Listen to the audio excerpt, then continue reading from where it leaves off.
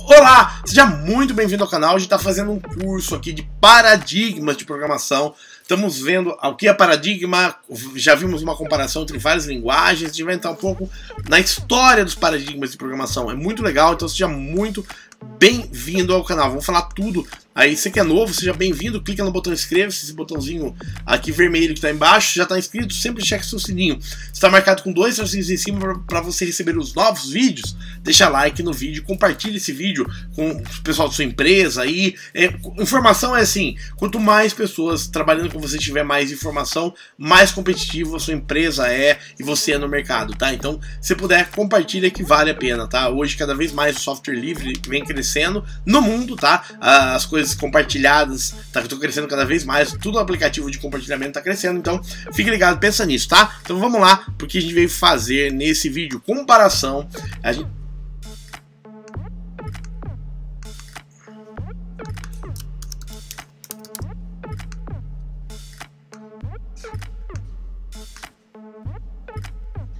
Então vamos lá, então vamos lá, porque a gente veio fazer nesse vídeo falar da história dos paradigmas de programação. Então vamos lá, pra tela. Falar um pouquinho pra vocês, tá? Não achei um material em português sobre paradigmas de programação. Então a ideia foi trazer um material em inglês, tá? Eu vou lendo e tentando traduzir o melhor possível aí. Pelo menos dar uma ideia macro, geral, sobre a história dos paradigmas. Seja muito bem-vindo. Você que é novo, tem a playlist aqui embaixo, tá? Então depois você clica na playlist, tem tudo sequencial na ordem, numerado, que foi muito mais fácil para assistir também e dar uma olhada no seu sininho para você receber os novos vídeos. Vamos lá. Diferentes formas de ver, né, foram desenvolvidos no tempo sobre paradigmas de programação, tá? Eles foram identificados como bom, vamos lá. Diferentes abordagens foram desenvolvidas em toda a história, tá? Dos paradigmas de programação. Cada abordagem, ele estava tentando entender um pouco a parte da estrutura de programação, tá? Desde 1960. Então, com o surgimento da computação, já teve esse surgimento dos paradigmas de programação, que era, no início, uma forma de você organizar esse código, né? Você tem uma linguagem, como é que eu organizo para as pessoas programarem melhor nessa linguagem? Como é que essa linguagem vai funcionar? Então, todo mundo que envolvido na área de computação ficava pensando, poxa, será que não tem uma forma melhor de resolver cada um dos itens? Então, aí surgiu novos sistemas operacionais, surgiam novas linguagens, tá? Surgia tudo isso em surgimento constante, tentando melhorar a humanidade, cada vez trazendo mais. O conceito, né, de paradigma de programação começou basicamente em 1978, tá? Nesse Turing Award, tá? De Robert H. Floyd, tá? Então, ele lançou esse artigo chamado Paradigmas de Programação, tá? Que tinha uma noção dos paradigmas usados por Thomas Kant no seu estrutura das revoluções científicas. Legal? Então, começou o primeiro material falando mais oficialmente de paradigma foi 1978, perfeito? Tá? Nessa época ainda, a computação pessoal basicamente não existia, tá? Você tinha aqueles computadores de grande porte, aquelas coisas que, pra época, né?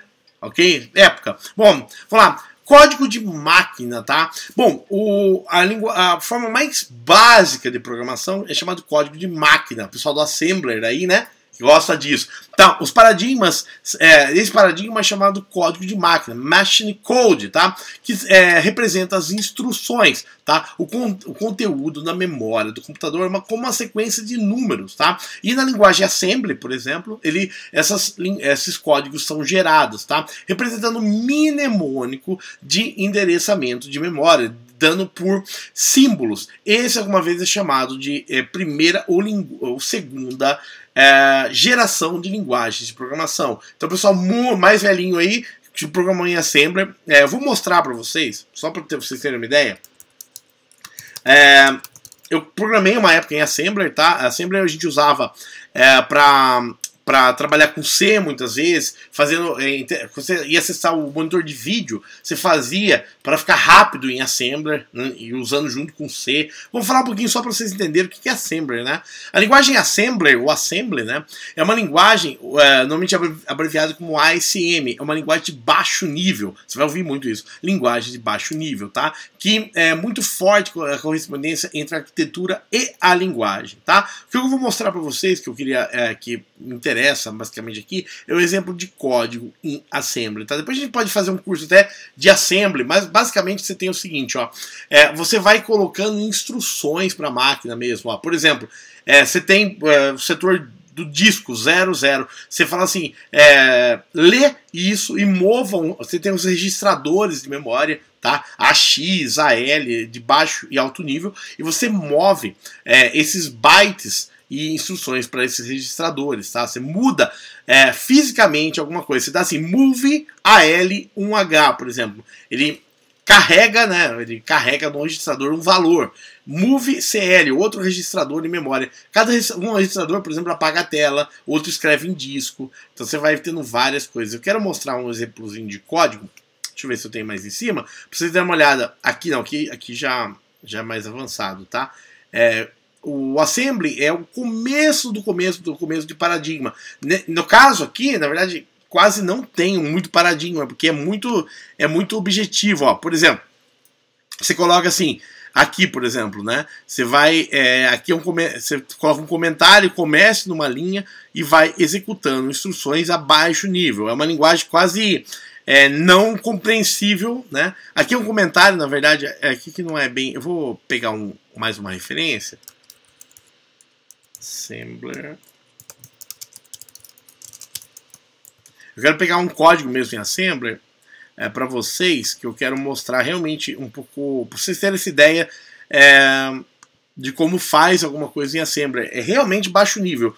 Aqui é uma tradução em português, eu queria pegar um código mesmo para limpar a tela, tá? Então você vai, só falando do Assembler, você vai ter alguns registradores, AX, ó, é um acumulador, BX é base, CX é um contador e registrador de dados, legal? Aqui. Então aqui, por exemplo, exemplo de código Assembler, ó. A LEASI string atribui ao endereço uma string. Call, coloca um endereço específico, printf. É que aqui já está mais avançado, eu quero pegar o mais básico possível de Assembler, ó. Aqui eu peguei aqui dá para ter uma ideia. Acho que aqui a gente vai ter, olha que legal. Você vai colocando códigos, tá? Você vai movendo valores para registradores e executando coisas muito a baixo nível, tá? Aqui, ó. Move alguma coisa para outra, inclui tal, e você vai trabalhando realmente no processador da máquina, tá? Em dispositivos físicos. O que acontece? Normalmente o sistema operacional ele encapsula tudo isso para você, tá?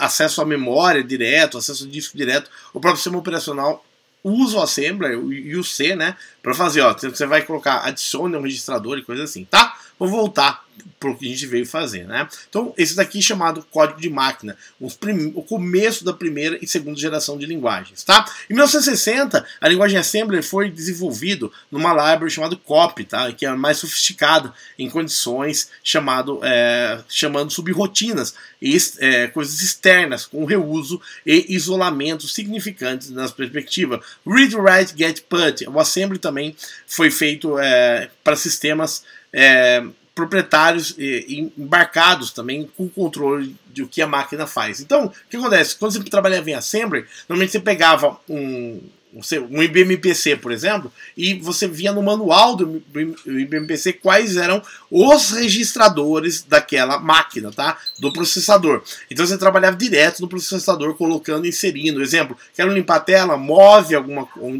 isso já era chamado de interrupção, tá? Você movia um registro numa interrupção e executava. Então ele limpava a tela. Quer escrever uma coisa na tela? Você movia um byte no registrador e executava. Isso é a primeira e segunda geração. Assembler, tá? Depois disso, começaram as linguagens procedurais. Você vê que também tem uma evolução aí, né? O próprio surgimento da linguagem C. O C, você programava em C com Assembler também. Depois viemos nas linguagens procedurais. O próximo avanço, né, nessas linguagens procedurais foi chamado de terceira geração, ou linguagens mais de alto nível. Então você não precisava mais conhecer o processador, as linguagens de alto nível, falava assim, CLS no Basic, né? Limpe a tela, Clear Screen, era CLS, né? Então ele limpava a tela, ele já fazia isso que a linguagem de segunda e primeira geração tinha que fazer na mão, tá? Então o vocabulário foi criado para resolver a sua necessidade. Por exemplo, um dos primeiros linguagens foi o COBOL, né? Common Business Oriented Language, tá? Que ele usava termos como file, move e copy. Então, muita gente fala assim, COBOL, não, COBOL. Ainda roda muito COBOL no Brasil em bancos, hein? Acredite se quiser. O COBOL, ele é tão imutável, ele é tão velho, é tão antigo, que os bancos não trocaram ele. Por quê? Porque por ser muito antigo, tá funcionando. Ok? Só que assim, hoje realmente é atrasada em relação ao atual momento, mas o COBOL ainda existe. Se você programou em COBOL, já programou em COBOL, escreve nos comentários aqui, muito importante. O Fórmula, né? Fórmula Translation, Fortran, né? Nosso Fortran. Então, ele usava uma linguagem de simbologia matemática desenvolvido para questões de engenharia e científicas. O Fortran, normalmente, nas universidades de tecnologia, ensinava o Fortran. Era quase linguagem padrão, era Pascal e Fortran, né? Vamos lá. E o COBOL era mais para negócios, né, ali. Bom, tem o ALGOL, tá? Algorithmic Language, focado também numa linguagem definida de algoritmos, enquanto usa uma terminologia matemática, tá? Chamado, assim como Fortran. Tinha o PL1, Programming Language 1, tá? Um uso comercial e você vê que são todos paradigmas, né? Desculpa. Então, o paradigma é o procedural e são várias linguagens. Essa época se pensava, inclusive, mais assim, ok? Era a forma de pensar a computação, por quê? Porque os processadores ainda não estavam trabalhando em paralelo, superprocessadores. Eram realmente processadores muito simples, tá? Normalmente 16 bits, 8 bits. Então não dava para você pensar em coisa muito avançada. Não tinha celular, não tinha nada disso. Eram processadores 8 bits, tá? Bom, tinha o BASIC, Beginner All-Purpose Symbolic Instruction Code. O BASIC, inclusive o BASIC fez parte da Microsoft, né? Tem uma boa história. Um dia eu vou fazer um vídeo só falando sobre o BASIC, sobre Bill Gates, MS-DOS, Microsoft. O BASIC realmente foi um divisor de águas antes e depois do BASIC. O BASIC, muita gente começou a programar em computação devido ao BASIC. Ele trouxe para o ser humano um gosto pela computação. Programei muito em BASIC, hein? Foi desenvolvido para tornar as pessoas possíveis de escrever código, né? E o C, aí sim, hein? O C até hoje muito vivo, e todas as linguagens novas acabam baseando no C. O JavaScript é baseado em C, o PHP é baseado em C, o Java é baseado em C, o próprio Dart, tudo usa o C mesmo como base, né? E é uma linguagem de programação de uso geral, inicialmente desenvolvido por Dennis Ritchie entre 69 e 73 no AT&T Bell Labs, tá? Então, todas essas linguagens seguiram o paradigma procedural. Tá? Eles são descritos passo a passo como executar as coisas. Aí os micros antigos, antigamente, antes do IBM-PC, eram vários fabricantes de micro. Tinha Sinclair, tinha a Apple, tinha a própria IBM com o IBM-PC, que abriu o código aberto. Tem um monte de micros antigos. Depois eu vou fazer um vídeo no canal só sobre esses micros antigos, mostrando realmente eles e tentando botar eles em emulador, tá? De acordo com a programação, ele resolvia casos específicos. O BASIC, você queria fazer um joguinho. Então você colocava 10 CLS, 20 print alguma coisa, 30 GoTo 10, ele ficava em loop, for, tudo isso tinha na linguagem. E a eficiência e eficácia de soluções dependendo da experiência do programador. Então dá para se fazer quase tudo em BASIC. Ainda com console em tela fósforo verde, a tela ainda sem mouse, só no teclado, tá? Então a gente está falando de uma época da computação específica. Depois das linguagens procedurais entraram as linguagens orientadas a objetos, tá? Então a gente vai ter o surgimento da orientação a objeto na tentativa de mapear objetos no mundo físico, tá? A procedural, ela não conseguia descrever um cliente bem, tá? A orientação a objetos trouxe isso. O próprio banco de dados, o conceito de orientação a objeto foi muito importante para o banco de dados também, tá? Então, depois das linguagens procedurais, foi criado, em paralelo, na verdade, quase, a orientação a objeto, em linguagens como Simula, Smart Talking. O C virou C++, ok? Perfeito? O C, C++. C++ trouxe a orientação objeto ao C. C Sharp, Eiffel, PHP e Java, cada uma na sua época, tá? O PHP foi lá para frente, na época da web, não foi nessa época, tá? Com essas linguagens, os dados e os métodos para manipular e manter isso num objeto. Isso é com encapsulamento, tá? Para colocar coisas específicas no método. Falando de orientação objeto, tem um curso de orientação objeto no canal inteiro, tá? Eu vou colocar o card para você, se quiser aprender só sobre orientação objeto, tudo. Herança, hierarquia, classe e método. Só falando rápido, um objeto, tá? É uma representação física de algo do mundo real, tá? Em computação, uma representação pode ser abstrata de alguma coisa. Eu quero representar, por exemplo, um ser humano. Eu falo assim, objeto, pessoa, né? Tem um nome, tá? Essas variáveis são chamadas de atributos, ok? Então, nome, sobrenome, idade. E o método é a forma de você inserir e obter dados sobre o atributo daquele objeto. Objeto abstrato é a definição formal dele, e objeto concreto é quando você instancia esse objeto, tá? Então, só falando rápido, depois você pode assistir o curso, tá? Então, esses podem causar algumas controvérsias, mas foram colocados por Alexander Stepanov e Richard Stallman, tá? E outros programadores falando sobre eficácia. Depois a gente vai discutir tudo isso no curso só de orientação a objetos, tá? Muita gente não gostou do paradigma de orientação a objeto quando ele surgiu, falou, melhor. O próprio pessoal que fez a linguagem em C falou, não, isso não é bom, não é bom, mas ela existe e é tão forte, e é muito forte hoje, tá?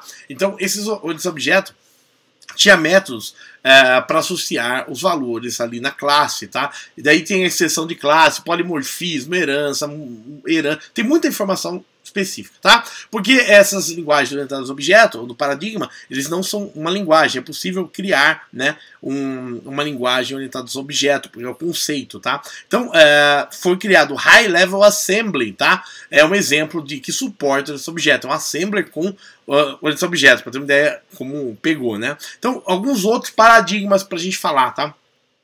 Paradigmas literais, tá? É uma forma de paradigma imperativo, tá?